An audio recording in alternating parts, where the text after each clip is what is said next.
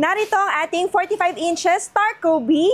Ayan, kung makikita nyo, it's a smart LED TV po siya. May built-in local channel na po ito, Android 14, okay? At meron siyang Bluetooth feature. So, pwede nyo na i-connect ang unit na to sa inyo pong mga speaker device. May kasama rin po siyang free wall bracket, mga kamarton, okay? Kasamang isang remote control and TV stand. Ngayon naman, ang ituturo ko naman po sa inyo, mga kamarton, kung paano mag-connect ng inyong smart TV na Starcoby, ang brand, 45 inches, sa inyo po mga Wi-Fi devices. So, all you have to do is to go here. Ayan. So, ang sensor po ng TV na to ay nandito po sa lower right corner.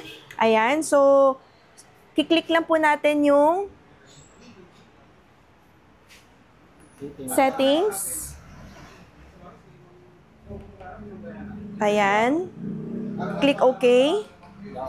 And then down po tayo. Hanapin po natin yung network. Click.